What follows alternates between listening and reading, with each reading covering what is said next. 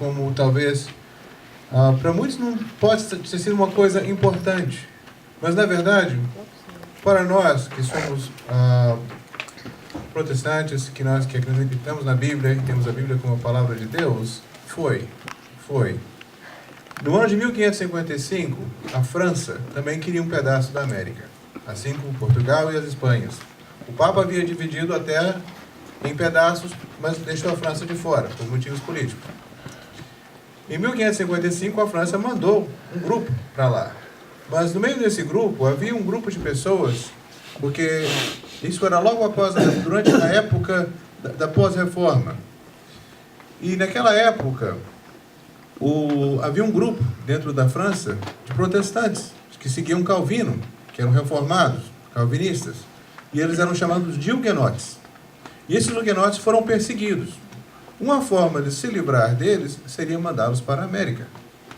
Entendeu? Então, ou vocês ficam aqui e morrem, ou vocês vão para a América, em busca de uma liberdade para adorar a Deus. Então, junto com essa expedição que foram várias pessoas.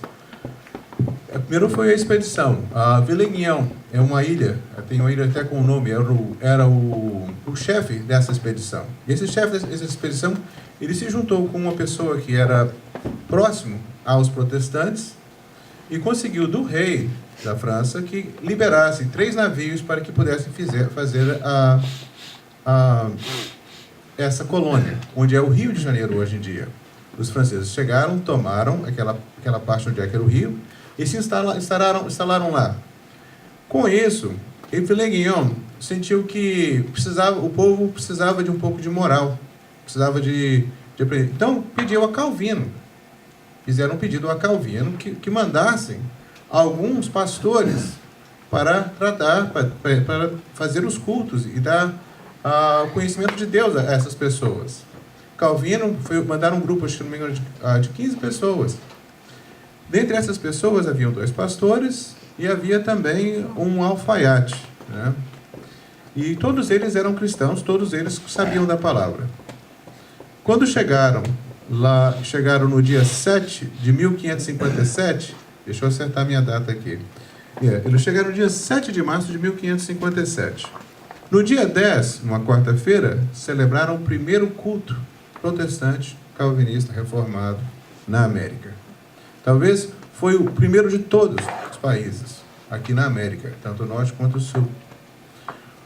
E eles celebraram. Só que o que estava havendo na Europa, ainda havia disputa entre os católicos e os protestantes. E e Villeguignon, que era o chefe da expedição após o primeiro culto, começou a ter dúvidas em relação a esses protestantes, aos crentes que chegaram lá, porque eles pregavam um pouco diferente. Já no primeiro culto, teve a questão, eles celebraram a primeira ceia. Na primeira ceia, nós sabemos, é um memorial. Façam isso em memória de mim. O corpo não está presente. O sangue não está presente. Aquilo é uma representação muito importante, é um meio de graça. Mas o corpo, não há transubstanciação. O corpo não vira, o pão não vira corpo e o vinho não vira sangue. Então, isso foi muito chocante. E Villeguignon mandou logo que eles parassem. Primeiro proibiu eles de fazerem culto. Aí logo proibiu as reuniões. E logo proibiu também os cultos de orações. E foi a perseguição. Chegou num ponto em que Villeguignon os expulsou para fora. E essas pessoas, então, não se viram de outra forma, né? Vocês foram expulsos, tentaram voltar para a Europa. Mas houve um problema.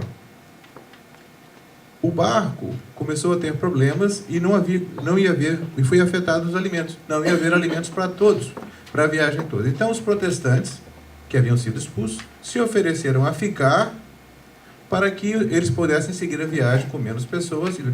Mas, ao retorno, Villeguignon, que era o chefe, prendeu-os todos. Primeiro os recebeu, depois prendeu-os todos.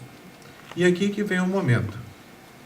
Villeguignon, ao prendê-los, deu a eles um questionário de 12 perguntas teológicas, para eles responderem.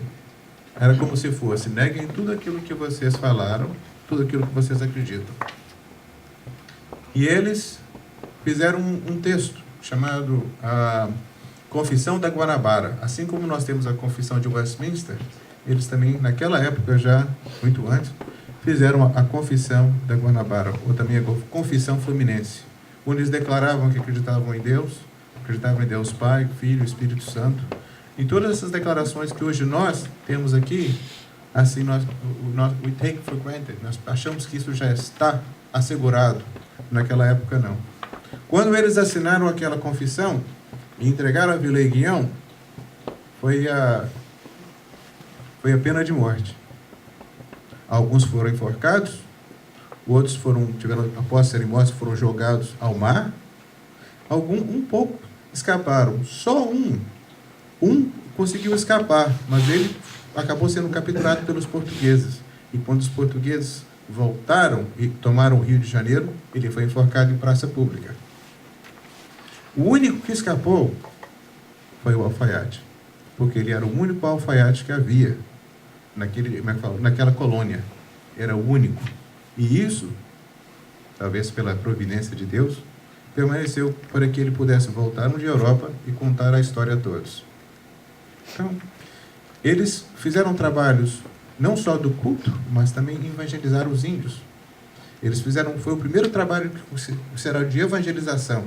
Então, por isso que essa data de 10 de março é muito importante para nós protestantes, para nós crentes e nós reformados. Então, é uma data de se lembrar.